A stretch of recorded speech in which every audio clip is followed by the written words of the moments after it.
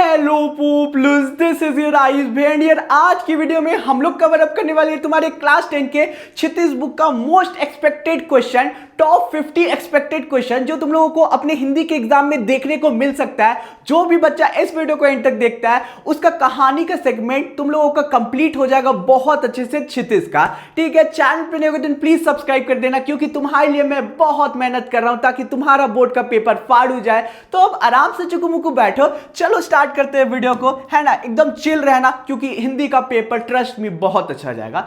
सबसे पहला हमारा क्वेश्चन तुम्हारे स्क्रीन पे दिख रहा है गाइस, जो कि हम लोगों का चौराहे पर लगी मूर्ति के प्रति एक नागरिक का क्या कर्तव्य होना चाहिए। यानी कि अगर कोई भी जगह पे चौराहा है और वहां पे मूर्ति लगाया गया है किसी भी इंसान का, तो उसके प्रति कोई भी भारतीय का क्या कर्तव्य होना चाहिए, ये हम लोगों को पूछा जा रहा है। वैल्यू बेस्ड क्वेश्चन है। मैं जनरली तुम लोगों को जल्दी जल्दी आंसर्स को अपने शब्दों में एक्सप्लेन कर दूंगा, बाकी टेलीग्राम में तुम लोगों को पीडीएफ मिल जाएगा। देखिए यार, सिंपली से क्या लिख सकते हो, चौराहे पर कोई भी मूर्ति लगा हुआ है तो सिंपली से हम लोगों का कर्तव्य ये है कि उसे साफ रखा जाए। हमारे नेताजी के पाठ चश्मा वाला में हम लोगों को ये क्लियरली देखा था, कैप्टन था वो मूर्ति का चश्मा बदल देता था बार बार, ये उसकी देशभक्ति भी दिखाती थी। तो वैसे ही लिख सकते हो कि हमारा कर्तव्य ये है कि मूर्ति को साफ रख सकते हैं। अगर कोई भी चिड़िया उसे गंदा कर देती है तो उसे साफ रख सकते हैं। कोई भी इंसान उसे हार्म करेगा तो उसे तोड़ने का कोशिश करेगा तो उसे हम लोगों को डांट के रोकना है, उसका ध्यान रखना चाहिए। ये सारी चीजें लिख सकते हो।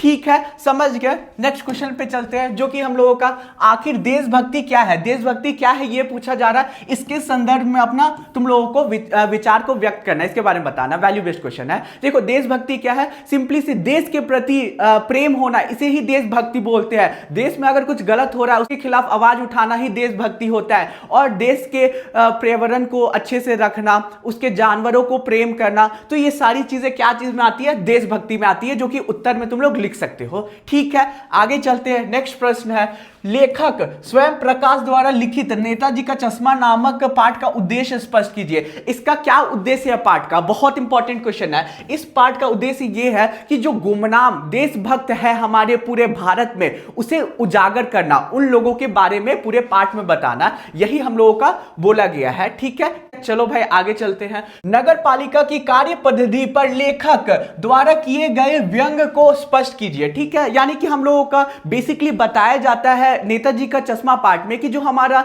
नगर पालिका होता है वो जल्दी में ऑर्डर दे देता है मूर्ति का, और बहुत प्रेशर के बाद जो मूर्ति वाला होता है, जो ड्राइंग मास्टर होता है, वो जल्दी जल्दी में जो मूर्ति है उसे लाके पटक देता है, जिसकी वजह से वो चश्मा बनाना भूल जाता है। तो उत्तर में सिंपली से लिख सकते हो कि लेखक ने नगर पालिका की कार्य पद्धति पर व्यंग करते हुए उसके द्वारा कराए जाने वाले अधूरे कार्यों की ओर संकेत किया है। यानी कि पाठ में हम लोगों को यही बताया गया कि जो नगर पालिका है वो आधा अधूरा काम करवाती है एंड चश्मा बनवाना भूल जाती है नेताजी का। ठीक है, तो ये सारी चीजें लिख सकते हो। नगर पालिका संसाधनहीन है तथा अपने कार्यों के अपूर्ण जानकारी रखती है। यानी कि नगर पालिका को ध्यान रखना चाहिए कि भाई चश्मा नहीं है तो चश्मा बनवा ले, लेकिन नगर पालिका छोड़ देती है और हमारा कैप्टन जो है चश्मा लगाता है। तो ये सारी चीजें उत्तर में लिख सकते हो। नेक्स्ट प्रश्न में चलते हैं, जो कि है, हालदार साहब संवेदनशील तो थे ही साथ देश के प्रति भी सच्ची श्रद्धा रखते थे। ठीक है, हमारे जो हालदार साहब थे वो संवेदनशील तो थे ही, यानी कि इमोशनल थे ही,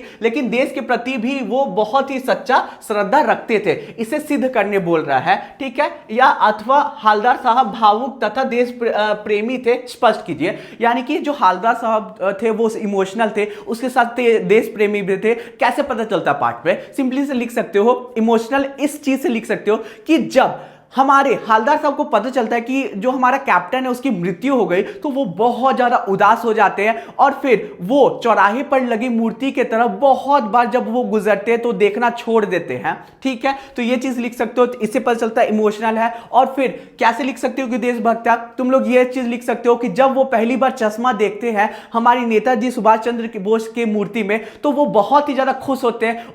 उनको ये फील होता है कि आज भी देशभक्ति हमारे देश में जीवित है। और उसके साथ साथ एंड में जब वो देखते हैं कि चश्मा हमारे नेताजी सुभाष चंद्र के बोस के मूर्ति में है तो वो सैल्यूट करते हैं। ये दिखाता है कि वो देशभक्त भी थे। क्लियर है, इजी पीजी है। चलो आगे बढ़ते हैं। नेक्स्ट क्वेश्चन क्या है, आपके विचार में नेताजी का चश्मा किस प्रकार की कहानी है? तुम्हारे विचार में नेताजी पार्ट का चश्मा में क्या बताया गया, इसके बारे में अपना विचार लिखना है। बोलना है सिंपली से कि गुमनाम जो हम लोगों का देशभक्त है, देश प्रेमी है, उसके बारे में इस पूरे पार्ट में बताया गया है। ठीक है, बताया गया है कि आज भी देशभक्ति हम लोगों के दुनिया में प्रेजेंट है, यानी कि हमारे भारत में प्रेजेंट है। राष्ट्र निर्माण में अपना सहयोग देने वाले, ठीक है, गुमनाम लोगों के बारे में बताया गया। चलो इजी है, आगे बढ़ते हैं। नेक्स्ट प्रश्न है, पान वाले का चित्रण कीजिए। ठीक है, चरित्र चित्रण कीजिए। जो पान वाला है उसका बारे में तुम लोगों को पर्सनालिटी के बारे में बताना है, अथवा पान वाले की चारित्रिक विशेषताओं पर प्रकाश डालिए। यानी कि जो हमारा पान वाला था उसका बेसिकली बताना है कि वो कैसे अच्छा इंसान था।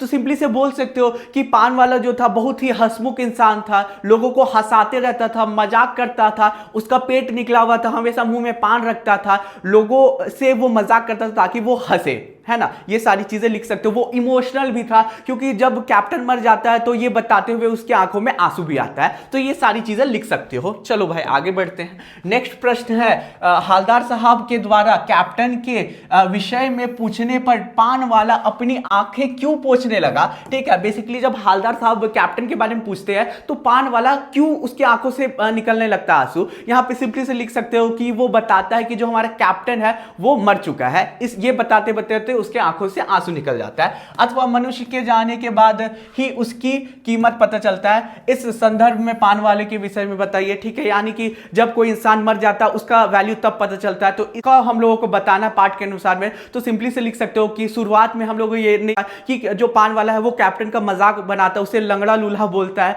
और उसका मजाक बनाता है, लेकिन बाद में जब वो मर जाता है तो उसके लिए वो रोता है और उसके आंखों में आंसू आता है। तो बाद में हमें जब कोई चला जाता है व्यक्ति तब उसका वैल्यू हम लोगों को पता चलता है। ये चीज तुम्हारी क्रश पे, तुम्हारी गर्लफ्रेंड पे भी अप्लाई होगा, ठीक है, या फिर बॉयफ्रेंड है तो तुम्हारा तब ये अप्लाई होगा कि वैल्यू दो इंसान को, वैल्यू दोगे तब वो हमेशा तुम्हारे साथ रहेगा। अगर किसी को वैल्यू नहीं दोगे तो यार प्लीज उसे जाने दो। ठीक है, वैल्यू करना इंपॉर्टेंट है। चलो आगे क्या है, नेक्स्ट क्वेश्चन क्या है, हालदार साहब का चरित्र चित्रण कीजिए। हालदार साहब का चरित्र चित्रण, उनके बेसिकली पर्सनालिटी के बारे में बताना कि कैसे इंसान थे। तो वो देश प्रेमी थे, ठीक है, उसके साथ साथ वो इमोशनल भी थे, है ना। जब पता चलता है कि जब कैप्टन मर गया है तो उनके आंखों में यानी कि आंसू तो नहीं आता लेकिन वो बहुत ज्यादा उदास हो जाते हैं। तो देश प्रेमी थे, वो बेसिकली इमोशनल आदमी थे। तो ये सारी चीजें लिख सकते हो। भावुक भी थे, देशभक्त भी थे, संवेदनशील थे। ठीक है, यही चीज है। नेक्स्ट प्रश्न में चलते हैं जो कि है, नेताजी की मूर्ति पर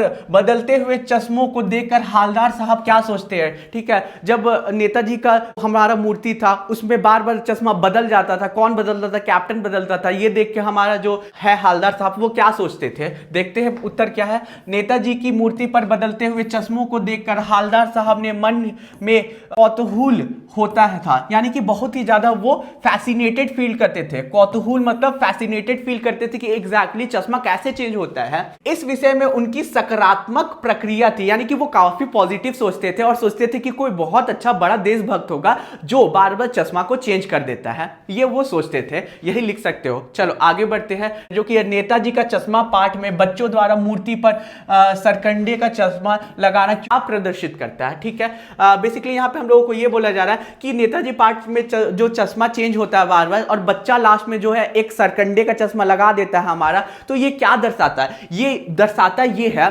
कि आज भी हमारे देश में देशभक्ति मौजूद है और बच्चे भी देशभक्त होते हैं, क्योंकि जो हमारा नेताजी सुभाष चंद्र बोस का मूर्ति था उसमें चश्मा नहीं था और एक बच्चा जो है उसमें जो है चश्मा लगा देता है। तो ये देशभक्ति दिखाता है कि देशभक्ति जीवित है आज के समय में भी। तो यही चीज लिखा हुआ है। नेक्स्ट प्रश्न में चलते हैं जो कि तुम्हारे स्क्रीन पे है। हमारा नेक्स्ट प्रश्न है, तुम लोगों को प्रीमियम नोट्स को रिकमेंड करना चाहता हूं जो हमारे ऐप पे अनएंडिंग एजुकेशन ऐप में तुम लोगों का प्रेजेंट है। ये प्रीमियम नोट्स बहुत ही प्रिसाइज तरीके से बनाया गया, बहुत सारे स्टूडेंट पसंद कर रहे हैं। चैप्टर का एक्सप्लेनेशन पूरा अच्छे से डिटेल में दिया गया है, उसके साथ साथ इंपॉर्टेंट क्वेश्चन भी है, और एक ही सेगमेंट में तुम लोगों को जेनजी अलंकार के, जेनजी ग्रामर, हिंदी व्याकरण के नोट्स भी मिल जाते हैं, ठीक है। और अलग से तुम्हें most important question, expected question purchase करना तो उसका सेगमेंट अलग है, जहां पे इस साल के कौन से क्वेश्चन आ सकते हैं उसका तुम लोगों का पीडीएफ भी अलग से प्रोवाइडेड है। लिंक डिस्क्रिप्शन में मिल जाएगा, जरूर चेकआउट करना। बहुत ही ज्यादा अच्छा रिस्पॉन्स है इस नोट्स का।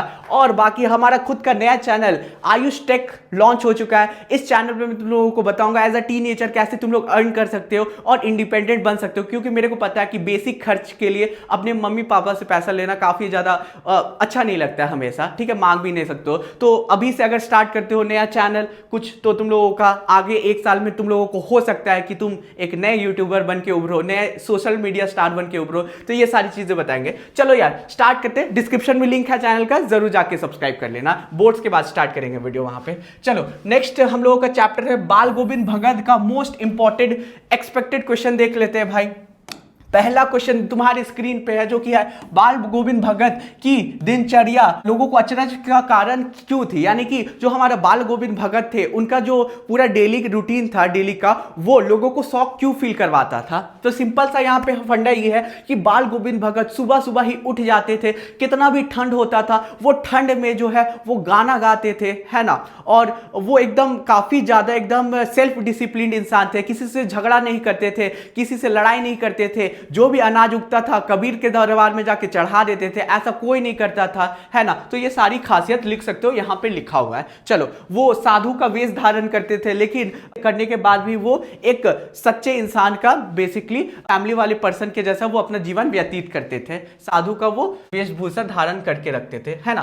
बेसिकली तुम लोग यहाँ पे ये सारी चीजें लिख सकते हो। बढ़ते हैं नेक्स्ट क्वेश्चन की तरफ, जो कि है हम लोगों का बाल गोविंद भगत की प्रेम मंडली में कैसे लोग थे, उनका गीत संगीत कैसा था, ये हम लोगों को बताना है। कि बेसिकली जो हमारे बाल गोविंद भगत का मंडली था वो कैसा था और गीत संगीत कैसा वहां पे किया जाता था। बाल गोविंद भगत की प्रेम मंडली में संगीत प्रेमी लोग थे, यानी कि ऐसे लोग थे जिन्हें संगीत से काफी ज्यादा प्रेम था, ये लिख सकते हो। वे भजन कीर्तन के में लगे रहते थे। गर्मियों में वो चटाई बिछाते थे, ठीक है, गाना शुरू कर देते थे, उनके मित्र आ जाते थे और वो अलग अलग म्यूजिकल इंस्ट्रूमेंट को बजाते थे, तक धैया धैया धैया, और उसके साथ जो हमारे बाल गोविंद भगत है वो भी गाना गाते गाते नाचने लगते थे, ठीक है। चलो आगे बढ़ते, ये सारी चीजें लिख सकते हो। नेक्स्ट प्रश्न देख लेते हैं, जो कि है प्रभातिया क्या है, को गाने का क्या उद्देश्य है। चलो देख लेते हैं प्रभातिया तुम लोगों का क्या है। ये तुम लोगों का अभिप्राय जागरण गीत होता है, यानी कि सुबह सुबह का संगीत होता है जो सुबह के टाइम किया जाता है, जिनमें केवल सुकोमल भावनाएं ही नहीं बल्कि वीरता, साहस एवं उत्साह की बातें भी कही जाती है। तो ये लिख सकते हो। नेक्स्ट क्या है, प्रभातिया गाने का मुख्य उद्देश्य बच्चों को जगाना है, ठीक है। बच्चा जो है, जो बेसिकली गांव में सोए रहते थे, उन्हें जगाना है, उन्हें एक्टिव करना है और लोगों में जो है उमंग भरना है, जोश भरना है, ये सारी चीजें लिख सकते हो, ठीक है। नेक्स्ट प्रश्न में चलते हैं, जो कि बाल गोविंद भगत पतुहू यानी कि अपने बहू के पुनर्विवाह की व्यवस्था करके समाज को क्या संदेश देना चाहते हैं। जो हमारे बाल गोविंद भगत है वो बोल देते हैं अपने बेटे की मृत्यु के बाद कि मेरी जो बहू है उसका शादी कहीं और कर देना। ये क्या दर्शाता है, बेसिकली तुम लोगों को पता है कि उस टाइम सती प्रथा भी चलता था, है ना। अगर किसी का हस्बैंड मर जाता था तो औरत को जला दिया जाता था, तो ये बहुत खराब प्रथा था। सोचो उस टाइम में क्या करते बाल गोविंद भगत, बोल देते हैं कि मेरी बहू का दूसरा शादी कर देना, क्योंकि वो बहुत ही आगे है, अभी से वो अकेले कैसे रहेगी। तो ये दिखाता है कि जो समाज का रूढ़ियां हैं, समाज की खराब चीजें हैं, उनमें वो बिलीव नहीं करते थे, यकीन नहीं करते थे। वो काफी सच्चे इंसान थे, लॉजिकल इंसान थे और वो किसी के साथ भी गलत नहीं करते थे। ये सारी चीजें तुम लिख सकते हो। चलो भैया नेक्स्ट क्वेश्चन पे चलते हैं। और ये भी लिख सकते हो उसमें कि वो अपने बेटे के जैसा ही अपने बहू को भी प्रेम करते थे, है ना, क्योंकि उसके बेटे की मृत्यु के बाद वो अपने भाई के पास, यानी कि अपनी बहू के भाई के पास वो भेज देते हैं, ठीक है। अपने बेसिकली जो उनकी बहू थी उनके भाई को बुलाते हैं और उनके साथ ही भेज देते हैं। वो अकेले जीवन में रहते हैं और कभी भी वो नहीं सोच रहे थे कि अपनी बहू को साथ में रख के अपना सेवा करवाए, ऐसा वो नहीं सोचते थे और वो भेज देते एंड में अपनी बहू को उसके भाई के साथ। बाल गोविंद भगत ने अपने पुत्र की मृत्यु के बाद पुतहू के साथ कैसा व्यवहार किया? मैंने तुम्हें एक्सप्लेन कर दिया कि उसके भाई को बुला के वो भेज देते हैं, उसके बाद वो बोल देते हैं कि इसका शादी करवा देना, इसे एक नया पति दिलवा देना ताकि ये खुशी खुशी अपना जीवन व्यतीत करे। उनके इस व्यवहार को आप कहां तक उचित मानते हैं? तो यहां पे अपना व्यू दे देना कि हाँ मैं उचित मानता हूं, क्योंकि कम एज में अगर हस्बैंड मर जाता है तो कोई व्यक्ति कितना दिन अकेला रहेगा, इसलिए शादी एक नया करके नया शुरुआत करना ही एक सही जो डिसीजन था, जो कि हमारे बाल गोविंद भगत बोलते हैं करने को। नेक्स्ट क्वेश्चन क्या है? बाल गोविंद भगत की मृत्यु को गौरवशाली मृत्यु कैसे कहोगे? हाँ लिख सकते हो कि डेली वो जो है अपना रूटीन फॉलो करते हैं, उनका तबीयत कितना भी बिगड़ जाता तो भी वो सुबह सुबह गाना गाते थे, डेली जाके नदी में नहाया करते थे, तो ये एक गौरवशाली मृत्यु कह सकते हो, क्योंकि तबीयत खराब होने के बाद भी वो अपना रूटीन चेंज नहीं करते हैं। चलो भाई नेक्स्ट प्रश्न में चलते हैं। बाल गोविंद भगत के जीवन से जुड़ी ऐसी कौन सी बातें हैं जो आपको प्रभावित करती है? बहुत सारे चीज़ है कि वो बहुत ही डिसिप्लिन व्यक्ति थे, वो दूसरों के खेत में शौच करने के लिए नहीं जाते थे और अपने घर में जितना भी उपजाया हुआ अनाज होता था कबीर के दरबार में चढ़ाते थे, गाना गाते थे। तो ये सारी खूबी तुम ले सकते हो, सीख सकते हो उनसे। नेक्स्ट प्रश्न में चलते जो कि बाल गोविंद भगत के व्यक्तित्व की 2 विशेषताएं बताइए। 2 विशेषता, इतना सारा विशेषता मैंने बता दिया, कोई भी बता देना कि वो कबीर को साहब मानते थे, जो भी उपजता था अनाज वो जाके कबीर के दरबार में चढ़ाते थे, वो दूसरे से लड़ाई नहीं करते थे, वो बहुत अच्छा गाना गाते थे। तो ये कुछ विशेषताएं लिख देना। नेक्स्ट प्रश्न देख लेते हैं जो कि बाल गोविंद भगत पाठ में किन किन सामाजिक रूढ़ियों पर प्रहार किया गया है। ठीक है, मैंने इसके बारे में एक्सप्लेन किया कि पहले के टाइम में सती प्रथा चलता था, लेकिन बहू की शादी दूसरों से नहीं करने दी जाती थी और सती प्रथा चलता था। लेकिन इन सब से ऊपर उठ के बाल गोविंद भगत क्या करते हैं, अपनी बहू का दूसरा शादी करने के लिए ऑर्डर दे देते हैं और उसके भाई को बोल देते हैं। तो ये सारी रूढ़ियां थी जिससे वो उभरते हैं। चलो हम लोगों को कंप्लीट हो गया सेकंड चैप्टर भी, बढ़ते हैं नेक्स्ट चैप्टर की तरफ जो कि लखनवी अंदाज के मोस्ट एक्सपेक्टेड क्वेश्चन। प्लीज यार चैनल पे नए होंगे दिन सब्सक्राइब कर देना, है ना, जो भी नए देख रहे होंगे, ताकि हम लोग क्लास 11th में मचाएंगे, क्लास 12th में भी साथ रहेंगे। चलो भाई आगे बढ़ते हैं। लखनवी अंदाज शीर्षक का सार्थकता पर प्रकाश डालिए। ठीक है, लखनवी अंदाज जो हम लोगों का शीर्षक है, टाइटल है, वो उसका सार्थकता यानी कि वो टाइटल करेक्ट है कितना हद तक वो बताना है। ठीक है, क्या उत्तर है? लखनवी अंदाज एक व्यंग प्रधान रचना है। ठीक है, इस पे व्यंग्य कसा जाता है, एक स्वतंत्र रचना के रूप में इसको पढ़ा जा सकता है ना। इसमें झूठी शान तथा बनावटी जीवन जीने वालों पर करार व्यंग्य किया गया है ना। ये सारी चीजें लिख सकते हो कि हमारे जो थे नवाब साहब, वो झूठा दिखावा करते थे, वो खीरा को सूंघ के फेंक देते थे, तो ऐसे लोगों पे व्यंग कसा गया है इस पाठ में। तो लखनवी अंदाज जो तुम्हारा शीर्षक है वो उपयुक्त है। चलो भाई नेक्स्ट प्रश्न पे चलते हैं। लखनवी अंदाज पाठ का उद्देश्य स्पष्ट कीजिए। इस पे स्पष्ट क्या करना है, तुम लोगों को बताना कि मेन तुम लोगों का बेसिकली कॉन्सेप्ट क्या है, इस पे किस चीज के बारे में बताया गया। तो सिंपली से लिख सकते हो कि लखनवी अंदाज पाठ में हम लोगों को झूठे शान वाले व्यक्तियों के बारे में बताया गया है, जो दिखावा करते हैं, ऐसे लोग बहुत नकारात्मक होते हैं। तो ये सारी चीजें लिख सकते हो। चलो भैया आगे बढ़ते हैं। नेक्स्ट प्रश्न देख लेते हैं। लेखक नवाब साहब के सामने बैठकर आंखें क्यों चुरा रहे थे? ठीक है, लेखक जो थे जो हमारे, वो नवाब साहब के सामने बैठते हैं और आंख चुरा लेते हैं। क्यों चुराते हैं? क्योंकि उन्हें फील होता है कि नवाब साहब जो है उनसे बात करने में इंटरेस्टेड नहीं है। ठीक है, वो अकेले जो है वो खीरा खा रहे थे, है ना। तो ये सारी चीजें लगता है खराब लेखक को, जिसकी वजह से वो आंखें चुरा रहे थे और वो ट्रेन के विंडो के बाहर देख रहे थे। चलो नेक्स्ट प्रश्न देख लेते हैं। बिना विचार, घटना और पात्रों के भी क्या कहानी लिखी जा सकती है? यशपाल के इस विचार में कहां तक तुम लोगों का सहमत है? तो ये बहुत इंपॉर्टेंट क्वेश्चन है, मार्क कर लो कि बेसिकली बिना विचार के, बिना तुम लोगों को घटना के और पात्रों के क्या तुम लोगों का कहानी लिखा जा सकता है? तुम लोगों को एक्सप्लेन करना अपना विचार को। तो सिंपली से लिख सकते हो कि हाँ, बिना पात्र के, बिना घटना के और बिना विचार के तुम लोग कहानी लिख सकते हो। क्योंकि अगर नवाब साहब को देखोगे तो वो केवल सूंघते हैं खीरा को और वो उनके मुंह में पानी आ जाता है, और फिर सूंघ के जब खीरा बाहर फेंकते हैं तब उनका पेट भर जाता है, क्योंकि वो ढकार लेते हैं। तो ये दिखाता है कि बिना विचार के, यानी कि खीरा को बिना खाए हुए, ठीक है, बिना उसका स्वाद चखे हुए, ठीक है, वो उनका पेट भर जाता है। तो ऑब्वियसली बिना पात्रों के, विचार के और घटना के भी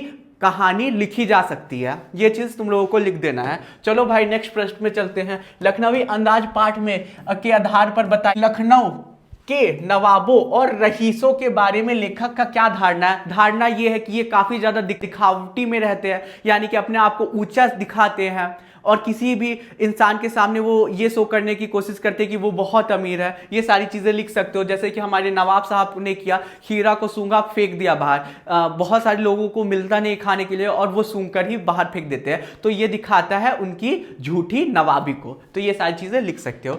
नेक्स्ट प्रश्न में चलते हैं। नवाब साहब की असुविधा एवं संकोच का क्या कारण होगा। ठीक है, हमारे जो नवाब साहब थे, लेखक को देखते हैं जैसे वो ट्रेन पे चढ़ते हैं तो वो बहुत ही ज़्यादा अनकंफर्टेबल हो जाते हैं। ऐसा इसलिए होता है क्योंकि हमारे लेखक को यह लगता है कि जो हमारे नवाब साहब थे उन्हें खीरा अकेले खाना था, किसी और के सामने खीरा जैसा पदार्थ को खाने में उन्हें खराब लग रहा होगा, सस्ती चीज को खाने में खराब लग रहा होगा, इसलिए वो क्या करते, खीरा को खाते भी नहीं है दूसरों के सामने, बस सूंघ कर फेंक देते हैं। तो ये सारी चीजें लिख सकते हो, इसलिए वो संकोच में थे। कौन? नवाब साहब। नेक्स्ट प्रश्न में चलते।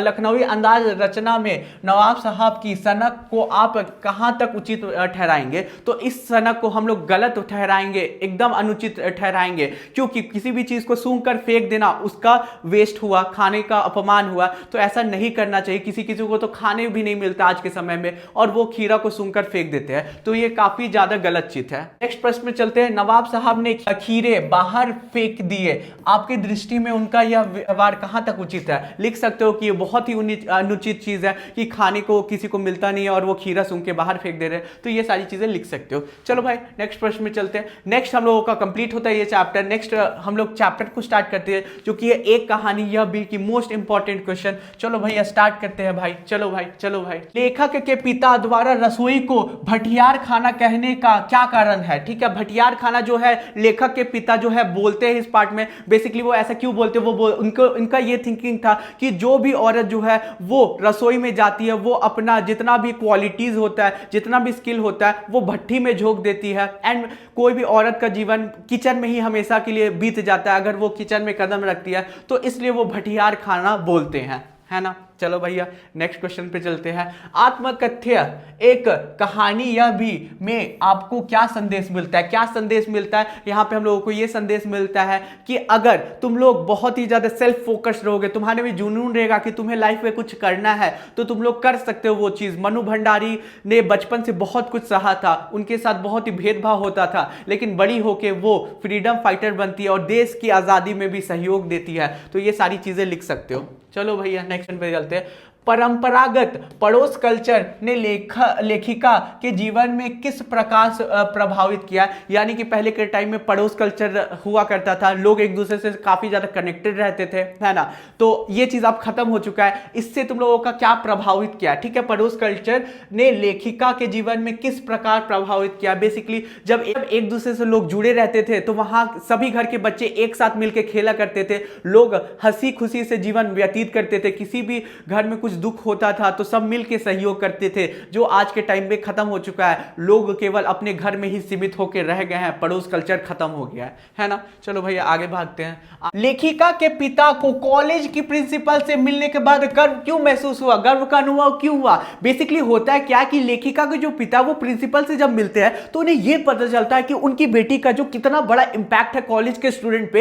हर एक स्टूडेंट जो है, हर एक छात्र जो है कॉलेज का, वो उनकी बेटी का बात सुन रहा है। पहले उन्हें गुस्सा आता है कंप्लेन सुन के, लेकिन बाद में वो रियलाइज करते हैं कि उनकी बेटी का बहुत ही भयानक टाइप से प्रभाव है। तो इस चीज को देख के उन्हें गर्व महसूस होता है। नेक्स्ट प्रश्न में चलते हैं, जो कि हमारा है क्या कारण है कि लेखिका की मां उनकी आदर्श नहीं बन पाई। बेसिकली क्या रीजन है जो हमारा जो लेखिका है वो अपनी मां को रोल मॉडल नहीं मान पाती है। उन्हें यह लगता है कि लेखिका की जो माता थी वो केवल अपने पति की हर बात मानती थी, बच्चों का हर बात मानती थी, उनका खुद का अस्तित्व नहीं था, उनका खुद का कुछ यानी कि डिमांड्स नहीं था, जिसकी वजह से वो अपनी माता उसे कभी भी रोल मॉडल नहीं मानती है। ये चीज लिख सकते हो। नेक्स्ट प्रश्न देख लेते हैं। मन्नू भंडारी के व्यक्तित्व पर प्रकाश डालिए। मन्नू भंडारी कैसी लड़की थी। वो बहुत ही सेल्फ मोटिवेटेड व्यक्ति थी, तुम्हें ये पता होगा। उसके साथ तुम्हें ये भी पता होगा कि उन्होंने स्वतंत्रता की लड़ाई में भी काफी भयानक टाइप से अपना रोल प्ले किया और वो गलत को गलत बोलती थी, सही को सही बोलती थी। ठीक है, ऐसा नहीं है कि सब चीज सह के रह लेती थी, तो ये सारी चीजें तुम लिख सकते हो उनके व्यक्तित्व के बारे में। नेक्स्ट प्रश्न देख लेते हैं, मन्नू भंडारी और उनके पिता के बीच मतभेद का दो कारण। क्या दो कारण था? पहला कारण क्या था कि उनका सोच नहीं मिलता था। जो पिता थे वो रिस्ट्रिक्ट करने वाले इंसान थे, वो नहीं चाहते थे कि बेटी जाके बाहर नारे लगाए देश को आजाद करने के लिए, लेकिन मन्नू भंडारी अपने देश को आजाद करना चाहती थी। सेकंड क्या, वो चाहते थे केवल उनकी बेटी जो है चार दीवारी में कैद होकर रहे, लेकिन जो हमारी मन्नू भंडारी थी उन्हें बाहर निकल के कुछ बड़ा करना था। नेक्स्ट प्रश्न देख लेते हैं, हम कैसे कह सकते हैं कि मन्नू भंडारी के पिता बेहद कोमल और संवेदनशील व्यक्ति थे? कैसे बोल सकते हो? तुम बोल सकते हो ऐसे, क्योंकि वो बेसिकली बहुत ही ज्यादा फाइनेंशियल क्राइसिस पे भी वो अपना जो है दुख दर्द पीड़ा वो अपने फैमिली को नहीं दिखाते हैं, है ना। लेखिका मन्नू भंडारी के पिता बेहद कोमल एवं संवेदनशील थे, ठीक है। वे 8-10 विद्यार्थियों को अपने घर पर रखकर पढ़ाते थे, ठीक है। हमारी कहानी के स्टार्ट में क्या बताया जाता है कि हमारे जो लेखक के पिता थे वो बच्चों को पढ़ाया करते थे फ्री में, उन्हें पढ़ा के वो आईएएस ऑफिसर भी बनाते थे और वो किसी से फीस नहीं लेते थे। तो इससे तुम लोग बोल सकते हो वो काफी अच्छे इंसान भी थे और समाज सुधार कार्यों में भी उनका इंपैक्ट था। चलो नेक्स्ट क्वेश्चन पे चलते हैं, जो कि है नेक्स्ट चैप्टर पे, नौबत खान की इबादत के मोस्ट एक्सपेक्टेड क्वेश्चन, ठीक है। हमारे नए चैनल आयुष टेक को जरूर सब्सक्राइब करना, डिस्क्रिप्शन में लिंक है, और प्लीज इस चैनल को भी सब्सक्राइब करना, क्योंकि 11th में 12th में हम लोग आग लगाएंगे फिजिकल एजुकेशन पे और हिंदी में, अगर तुम्हारा सब्जेक्ट होगा तो। चलो भैया आगे चलते हैं। मुहर्रम में से बिस्मिल्लाह खां का जुड़ाव को अपने शब्द में बताइए। मुहर्रम जो हमारा त्यौहार है उससे बिस्मिल्लाह खां का जुड़ाव कैसे था? ठीक है, बेसिकली इस टाइम पे वो कोई भी म्यूजिकल फेस्टिवल में नहीं जाते थे, वो गाना नहीं गाते थे, वो अपना शहनाई नहीं बजाया करते थे। ऐसा क्यों? क्योंकि इस टाइम दुख का शोक का ये त्यौहार है, तो इसलिए वो कोई भी शहनाई नहीं बजाया करते थे और वो पैदल कितने बहुत किलोमीटर रोते हुए भी चलते थे। तो ये सारी चीजें से मुहर्रम का जुड़ाव तुम बता सकते हो। नेक्स्ट प्रश्न चलते हैं, अमरुद्दीन कौन था? अमरुद्दीन हम लोगों के बिस्मिल्लाह खां थे, ठीक है। बचपन में उन्हें राग के विषय में कितना ज्ञान था? कोई भी ज्ञान नहीं था, ठीक है, राग के बारे में। वो धीरे धीरे बहुत ही मेहनत से बहुत ही प्रसिद्ध शहनाई वादक बनते हैं और भारत रत्न मिलता है बहुत मेहनत के बाद। हमारा नेक्स्ट क्वेश्चन तुम्हारी स्क्रीन पे, जो कि है तुम लोगों का, काशी की सांस्कृतिक विशेषताओं को संक्षेप में वर्णन कीजिए। यानी कि काशी में जो भी विशेषता है उसके बारे में बताना है। तो काशी में तुम लोग बोल सकते हो कि सारे हम लोगों के वर्ग के लोग एक साथ मिलकर रहते हैं, वहां पे कोई भी जात पात को लेकर भेदभाव नहीं होता है, ठीक है। हमारे जो बिस्मिल्लाह खां थे वो मुस्लिम होने के बाद भी काशी विश्वनाथ से बहुत प्रेम करते थे, गंगा मैया से प्रेम करते थे। तो ये सारी चीजें लिख सकते हो तुम। नेक्स्ट प्रश्न में चलते हैं, बिस्मिल्लाह खां का जीवन भर ईश्वर से क्या मांगते रहे और क्यों? इससे उनकी कौन सी विशेषता का पता चलता है, ठीक है। जो हमारे बिस्मिल्लाह खां थे वो जीवन भर हमारे ईश्वर से ये मांगते हैं कि फटा हुआ उन्हें कपड़ा दे दे लेकिन फटा हुआ सुर ना दे, ठीक है, वो ये मांगते थे। उनका क्या विशेषता पता चलता है? वो काफी ही तुम लोगों के बेसिकली काफी अच्छे इंसान थे, है ना। अच्छे इंसान क्या थे? विनम्रता से वो सभी से बात किया करते थे। ये दिखाता है कि वो काफी ज्यादा सेल्फ फोकस्ड इंसान थे, वो हमेशा से अपने जो है कला को ऊपर रखते थे, है ना। तो ये सारी चीजें लिख सकते हो। नेक्स्ट प्रश्न पे चलते हैं कि भारत रत्न बिस्मिल्लाह खां पर सादा जीवन उच्च विचार वाली कहावत चरितार्थ होता है कैसे? ठीक है, तो इस पे लिख सकते हो कि भारत रत्न मिलने के बाद भी वो फटा हुआ धोती पहनते थे, ठीक है, कभी भी वो बहुत ही लग्जरियस लाइफ नहीं जीते हैं। तो ये सारी चीज लिख सकते हो। अगर किसी को भारत रत्न मिलता है तो तुम लोग भी देखते हो उनका स्टैंडर्ड कितना ऊपर रहता है, वो एकदम हाई फाई रहते हैं, कभी भी फटा कपड़ा पहनेंगे नहीं पहनेंगे, लेकिन बिस्मिल्लाह खां पहनते थे। चलो नेक्स्ट प्रश्न पे चलते हैं, जो कि मंगल ध्वनि का क्या अभिप्राय है? मंगल ध्वनि मतलब बहुत ही अच्छा सुर। बिस्मिल्लाह खां को शहनाई का मंगल ध्वनि का नायक क्यों कहा गया? क्योंकि उनका जो सुर था, उनका जो शहनाई थी वो बहुत अच्छी तरीके से बजाते थे। स्पष्ट कीजिए, ठीक है, यही लिख दोगे। नेक्स्ट प्रश्न पे चलते हैं, जो कि बिस्मिल्लाह खां की तुलना कस्तूरी मृग से की गई है। तो बिस्मिल्लाह खां की तुलना कस्तूरी मृग से इसलिए की गई है क्योंकि दोनों के गुण समान है, ठीक है, दोनों के जो गुण है वो समान है। जिस प्रकार कस्तूरी मृग अपनी कस्तूरी की खुशबू में पागल रहता है, ठीक है, पागल रहता है, उसी प्रकार बिस्मिल्लाह खां भी अपने संगीत के प्रति पागल थे, है ना। वो अपने संगीत को टॉप नॉच रखते थे, वो कभी भी अपने आप को संगीत से ऊपर नहीं रखते थे, है ना। वो बहुत ही ज्यादा मेहनती थे। तो ये सारी चीजें लिख सकते हो। नेक्स्ट प्रश्न पे चलते हैं, जो कि है संस्कृति का मोस्ट एक्सपेक्टेड क्वेश्चन। देख लेते हैं। सबसे पहला क्वेश्चन तुम्हारी स्क्रीन पे है, लेखक की दृष्टि में सभ्यता और संस्कृति की सही समझ अब तक क्यों नहीं बन पाई है? तो ठीक है, इस पे क्या लिख सकते हो? मनुष्य सामाजिक प्राणी होने के कारण रूढ़ियों एवं परंपराओं में बंध गया है। ठीक है, बहुत सारे कल्चर है जिसकी वजह से जो लोग है बंध गए हैं, उसका दायरा सीमित तथा दृष्टिकोण संकुचित हो गया है। ठीक है, ये चीज लिख सकते हो। अतः वह परिवर्तनशील संसार के साथ कदम मिलाकर नहीं चल रहा है। ठीक है, जैसे जैसे जो हम लोगों का डेवलपमेंट हो रहा है उसके अकॉर्डिंग जो मनुष्य है वो अपने आप को इवॉल्व नहीं कर रहे हैं, है ना। नेक्स्ट प्रश्न पे चलते हैं, जो कि है न्यूटन को संस्कृत मानव कहने के पीछे कौन सा तर्क दिया गया? ठीक है, यहाँ पे इसलिए बोला गया है कि वो संस्कृत व्यक्ति है क्योंकि उन्होंने सबसे पहले गुरुत्वाकर्षण को बेसिकली ढूंढा था। ठीक है, जिसे हम लोग आज के टाइम पे उसका यूज करते हैं। ठीक है, तो वो संस्कृत व्यक्ति हुए क्योंकि उन्होंने पहली बार कोई चीज खोजा था और हम लोग उसे यूज कर रहे हैं, तो हम लोग सभी तो हुए, संस्कृत व्यक्ति नहीं हुए। चलो, यही चीज लिख देना है। न्यूटन द्वारा प्रतिदिन सिद्धांतों एवं ज्ञान की कई दूसरी बारीकियों को जानने वाले लोग भी न्यूटन की तरह संस्कृत नहीं कहला सकते, नहीं कहला सकते। इसका मैंने रीजन तुम्हें बता दिया।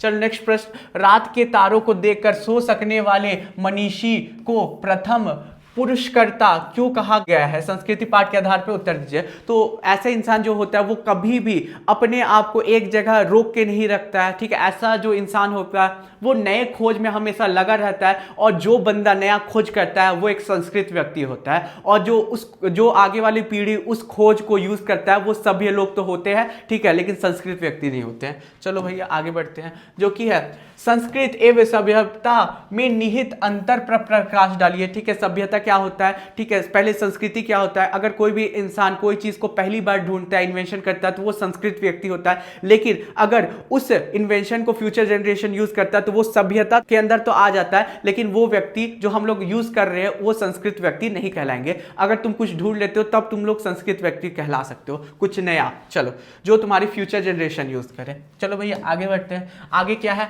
आग की खोज का महत्व खोज क्यों माना जाता है? जो आग का खोज था वो महान खोज क्यों माना जाता है? महान खोज इसलिए माना जाता है क्योंकि आग अगर नहीं उस टाइम बेसिकली ढूंढा जाता तो लोग जो है वो ठंड के दिन में बहुत ज्यादा कपकपाती सर्दी में रहते, जिसके कारण उनका जीवन भी खतरा में पड़ सकता था।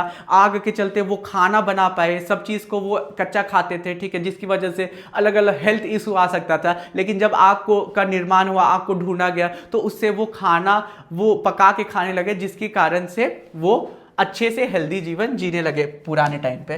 नेक्स्ट देख लेते हैं, सभ्यता एवं संस्कृति की सही समझ अब तक ना बन पाने का क्या कारण है? ठीक है, समाज में अलग अलग रूढ़ियां, ठीक है, कल्चरल डिफरेंस, ये सारी चीजें लिख सकते हो। संस्कृति पाठ के आधार पर स्पष्ट कीजिए। चलो आगे चलते हैं, जो कि है एक संतुष्ट व्यक्ति इन गुणों को अपनाकर संस्कृत बन सकता है। ठीक है, एक संतुष्ट व्यक्ति जो है वो कौन कौन गुण को अपनाकर संस्कृत व्यक्ति बन सकता है? लेखक के अनुसार पेट भरा एवं तन ढका होने पर भी उस व्यक्ति को संस्कृत नहीं कहा जा सकता। ठीक है, अगर कोई भी इंसान का पेट भर जाता है डेली, उसका तन ढका हुआ है, तो ऐसा व्यक्ति संस्कृत व्यक्ति नहीं कहलाता है। संस्कृत बनने के लिए यह आवश्यक है वह निठल्ला ना बैठे, यानी कि जो है खाली ना बैठे। ऐसा व्यक्ति जो हमेशा कुछ करने की ओर में रहता है, कुछ नया ढूंढने के ओर पे रहता है, कुछ बड़ा करने के ओर में रहता है, वैसा व्यक्ति ही संस्कृत व्यक्ति कहला सकता है। ठीक है, केवल नॉर्मल बस टाइम पास करना, गेम खेलना, ये लोग संस्कृत व्यक्ति नहीं कहला सकते हैं, है ना। नेक्स्ट हम लोगों का ये वीडियो बहुत ही कंप्लीट हो चुका है। हमारे चैनल पे जाके, हमारे अनएंडिंग एजुकेशन ऐप में जाके तुम लोग प्रीमियम नोट्स को जरूर चेकआउट करना भाई, प्रीमियम नोट्स को जरूर चेकआउट करना, क्योंकि इन नोट्स में तुम लोग एनिमेटेड पिक्चर्स की हेल्प से सारी चीजें पढ़ सकते हो। ठीक है, जेनजी नोट्स है हमारे ग्रामर के, और तुम लोगों का मोस्ट एक्सपेक्टेड क्वेश्चन भी हमारे ऐप पे प्रेजेंट है। लिंक डिस्क्रिप्शन में जाके जरूर परचेज कर लेना, और उसके साथ साथ हमारा नया चैनल जो कि है तुम लोगों का आयुष टेक, जरूर सब्सक्राइब कर देना, लिंक डिस्क्रिप्शन में मिल जाएगा। मिलते हैं भाई नेक्स्ट वीडियो में। ऑल द वेरी बेस्ट, अच्छे से पढ़ाई करो, बाय बाय।